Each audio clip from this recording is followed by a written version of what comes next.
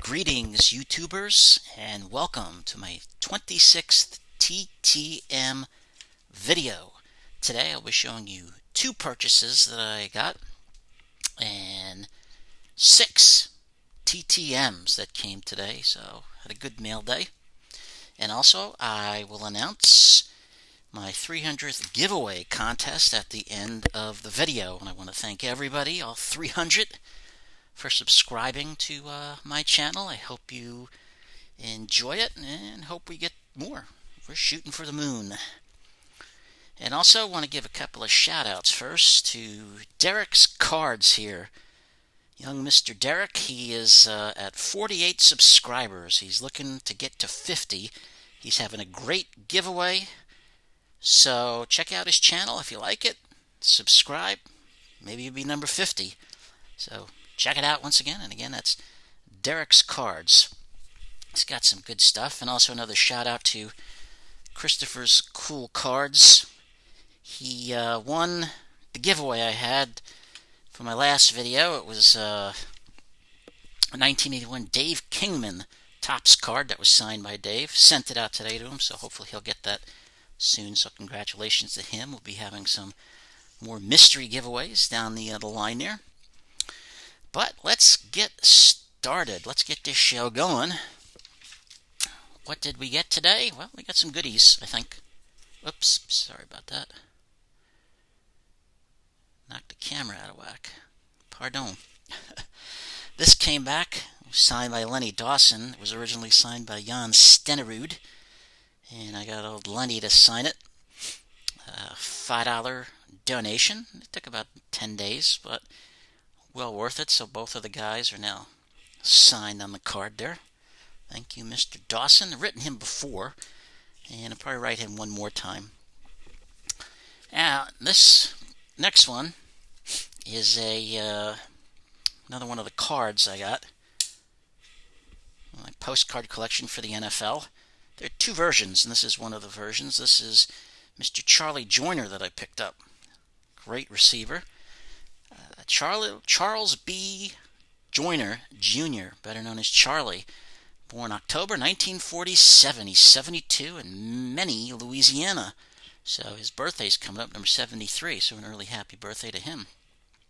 He played his college football at Grambling State under the great Eddie Robinson, the legend in college football, and his quarterback was a guy by the name of James Harris, who went on to play in the NFL. In the 1969 NFL Draft, he was taken in the 4th round with the 93rd pick by the Houston Oilers.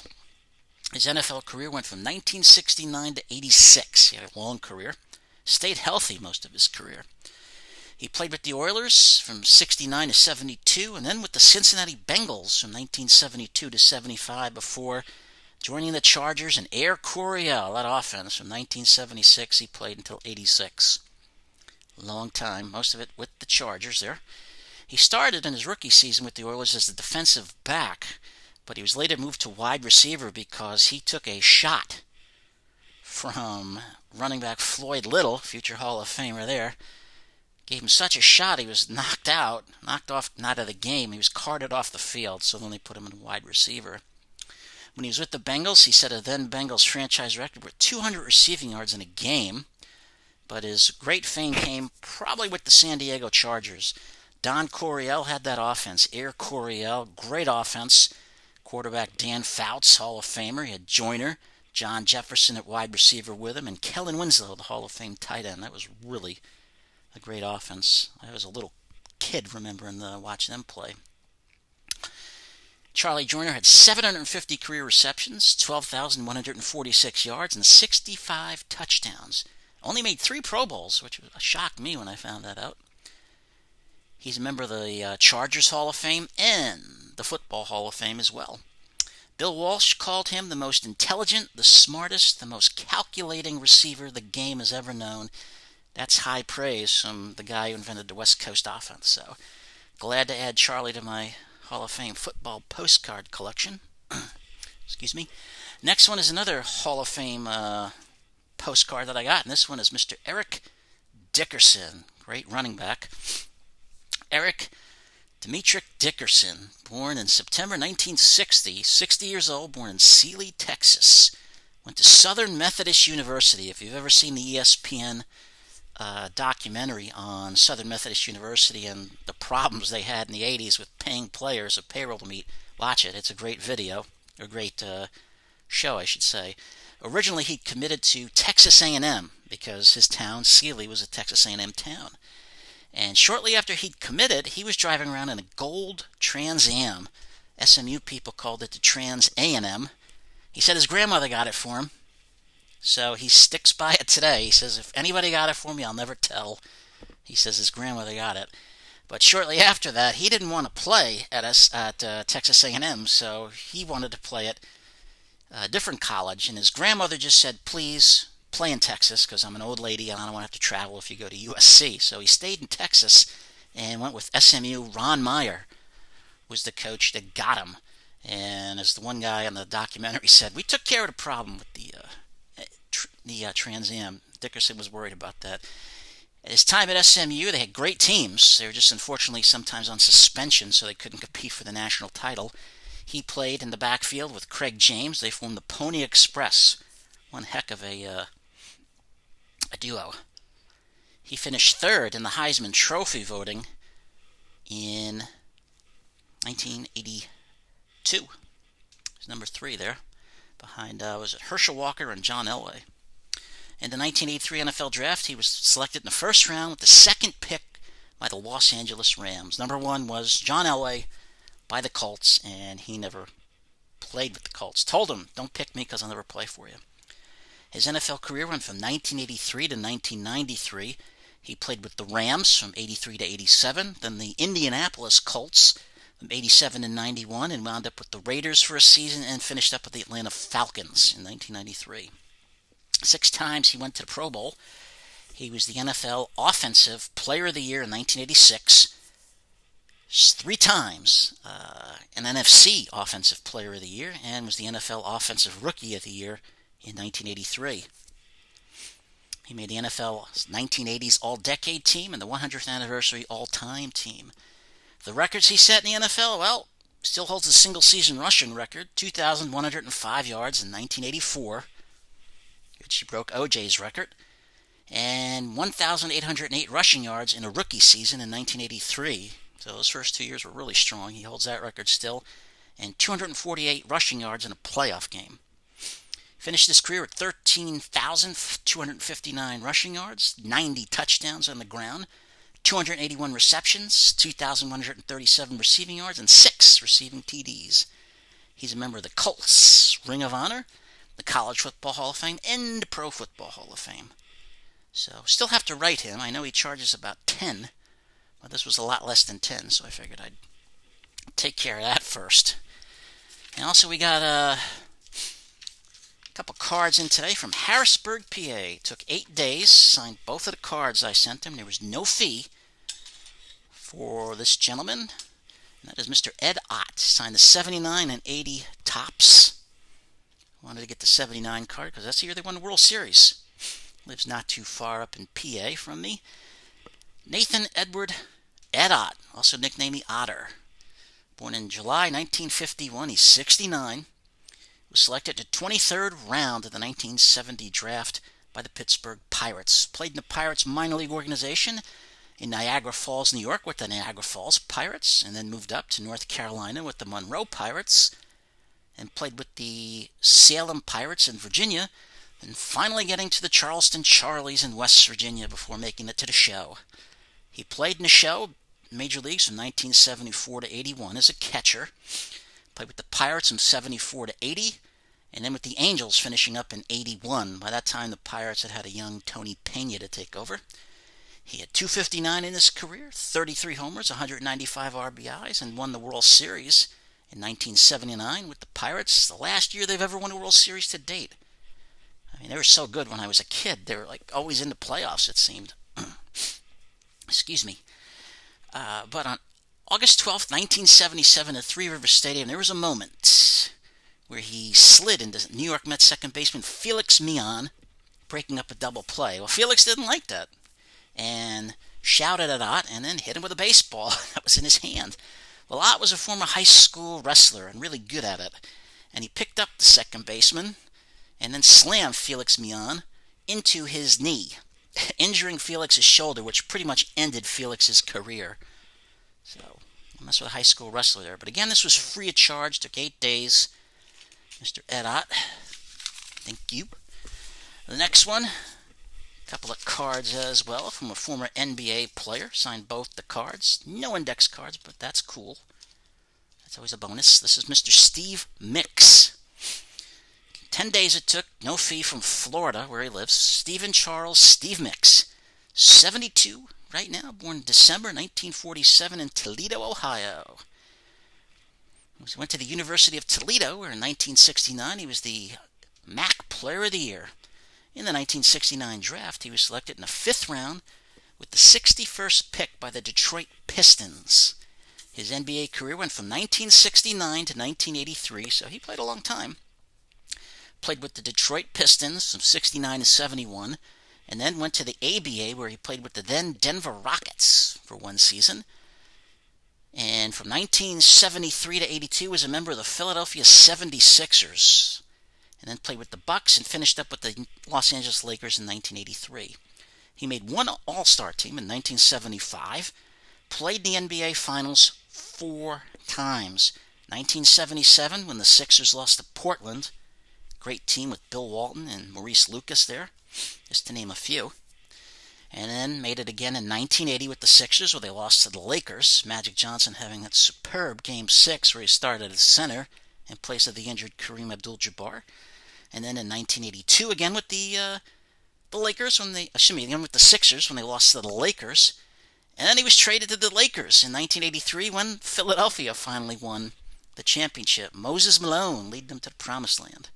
He finished with 8,357 points, about 10.6 a game, 4,160 rebounds, about 5.3, and 1,393 assists, about 1.8. So again, Steve Mix, free of charge.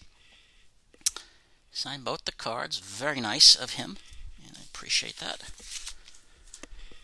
And we got a couple of 8x10s that came in the mail, so we'll move these out of the way. This one came from an Olympic gold medalist, and that's Mr. Rob Mcclanahan. Came all the way 7 days. It was fast, from Minnesota, no fee. He signed it, inscribed 1980 USA on it. That was very nice of him. Came out very nice, that picture. I found it on eBay, and it was just a him. I wanted one of him to add to the collection. Robert Bruce Rob Mcclanahan, born in January 1958. He's 62, was born in St. Paul, Minnesota. Went to the University of Minnesota, where his coach was, yes, Herb Brooks. They won the 1979 NCAA championship. In the 1980 Olympics, he scored 5 goals in 7 games, so he played pretty well. He scored the game winner when they won the gold medal. Who did they beat for the gold medal? If you said the Soviet Union, you were wrong. They beat Finland for the gold medal. They beat the Soviet Union to get to the gold medal game. And in that game, they were down 4-2 and came back to win. So, a lot of people think that. Also, a lot of people think the game was live. It was taped. ABC asked the Soviet team if they could move the game to 8 o'clock. And USA said, okay. Soviets said, no, you want us to play at 5. We're going to play at 5. So the game was actually held at 5 o'clock in the evening. Everybody saw the game at 8, which was tape delayed. It was a tape delayed game. So a lot of people know who won. Of course, there was no internet back then. Word would have gotten out real fast. I remember where I lived. People were shouting and cheering after the game was over, before it was actually played. And I read a great book about the 80 Olympic team, where a lot of the guys went up to the hotel on top of the hill from the arena and watched the game. And people were like, "What are you doing here? You're supposed to be playing." And it's like, it's taped. In 1978, he was selected in the NHL entry draft, 49th overall by the Buffalo Sabres, but he didn't play till 79-80. His career lasted until 1984, where he played with the Buffalo Sabres, the Hartford Whalers, and finished up with the New York Rangers. He had 38 goals in his career with 63 assists. But again, this was 7 days, no fee, from Minnesota, Mr. Rob Mcclanahan there, so I thank him. He also put some cardboard on it to protect it, so that was really nice of him as well. And this next one is another 8x10. This one came from the Sunshine State of Florida. 15 days, there was no fee, Hall of Famer Jim Covert, one and only Jimbo, James Paul Jimbo Covert, born in March 1960. He's 60 years old, born in Conway, Pennsylvania, way out there in Beaver County. Beaver County's two biggest cities, Aliquippa and Beaver Falls. Aliquippa is where Mike Ditka was from, and Beaver Falls, most people know Joe Namath was there. So that's a lot of rich traditions out in western Pennsylvania for football. Just to name those two guys, not counting Jim Kelly and Joe Montana and Johnny Unitas, and the list goes on and on.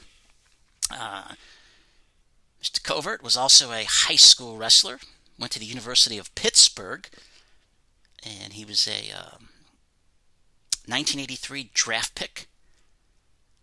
First round, sixth pick by the Chicago Bears. Mike Ditka said he was the one guy we wanted, the only guy we were looking at to pick first. Takes a Western Pennsylvania guy to help you out there, but great pick. He played from 1983 to 91 with the Bears only. Played 111 games, started 110, had 6 fumble recoveries. Made played on the winning Super Bowl 20 team, which won the Super Bowl beating the Patriots. Patriots led the game 3-0, and then it's all downhill from there. 2 times he made the Pro Bowl, which was another surprise. I thought he made more. Made the NFL 1980s All-Decade Team. 100 greatest Bears of all time. So Mr. Ditka was outside of being All-American at Pitt. He was a member of the National Italian American Hall of Fame, the Pennsylvania Sports Hall of Fame, and the College Football Hall of Fame, and this year the Pro Football Hall of Fame. 2020, he put my name on it, put Super Bowl 20, Hall of Fame there, put his number. He did also, I should point out, wrote on the note, I'll show you here. He wrote, Ed, happy to do it. I usually don't sign unless it's for someone personally. Then no problem. Best JC. So I guess if you send them one and you don't want it personalized, you won't get it. So he signs a name on it, which is perfectly fine with me. I have no problem with that. That was great. Came out perfect. Another picture I got off the internet there. And the last one is a baseball. Another one. This came from California in 8 days. Mr. Mervrettmann signed the ball there. He doesn't charge for cards, but again, this is a baseball, so I did donate $10, which he kept, and that's perfectly fine. Glad he did. I know he gets a lot of requests. Mervyn Weldon Redeman, better known as Merv, born in June 1943, 77, was born in Flint, Michigan. He was actually selected by the Dallas Cowboys in the 19th round with the 257th pick in the 1965 NFL draft, but unknown to the Cowboys, he'd signed a contract with the Baltimore Orioles one day earlier. His major league career went from 1968 to 80. Played with the Orioles, the Reds, and the Padres, and the Angels, where he finished his career. He had 271, 66 homers, and 329 RBIs. I asked him if he could sign 2-time World Series champ 1970 and 75, which he gladly did, so I appreciate that. He was a member of the Orioles in 70 and the Big Red Machine in 75 there. His best year was in 1971, where he hit 318, 11 homers, 75 RBIs, 156 hits, 23 doubles, and 4 triples. He had the third best average in the American League and was 19th in MVP voting. 2-time World Series champ as a player and as a coach in 1989. Who was a World Series winner as a member of the A's, their World Series year when they beat the Giants. So thank you, Mr. Rettman. Again, 8 days. I did donate $10. And now on to the final part of this thing, and that is what are the prizes for the 300th giveaway contest. Well, one is going to be a pack of archives cards. I had a rip the other day. Saved a pack, I said, for the subscriber, so they'll get that.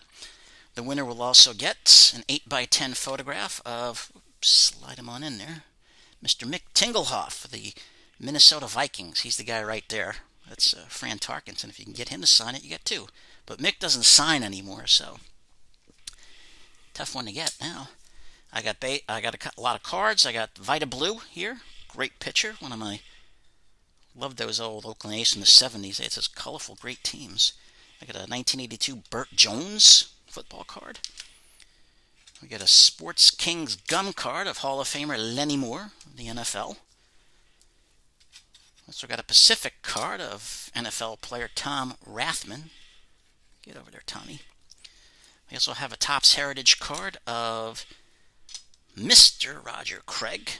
You can see him a little better. And then we also have Joe Theismann card there. We also got the Moose, Darryl Moose Johnston, put you there. We got Danny Fouts on the Topps football card. Get him on in there. We got a Heisman Trophy card signed by Heisman Trophy winner Mr. Mike Rozier. And speaking of the Olympics, we got an Olympic card signed by Mike Eruzione, the captain of the Olympic team. Now, it's very simple. All you have to do to enter the contest is, 1, be a subscriber. That's always important. 2, tell me who your favorite baseball player of all time is. And 3rd, tell me your all-time favorite baseball team, whether it's the 79 Pirates or the 69 Mets or whatever. 80 Phillies, whoever your favorite team is. Let me know. I'd like to hear. And then we'll have the drawing next week. Probably do it Monday or Tuesday, whichever day I can fit in there. But again, thank you all for subscribing. 300. Now we're shooting for the next numbers. And again, check out Derek's cards. He needs 50. He's about 2 shy. Check him out. Got a good channel. And again, congratulations to Christopher's Cool Cards for the Dave Kingman win. And thank you all for watching. Be kind to each other. I appreciate you staying here. I know the video's a little long. And good night, Vermont.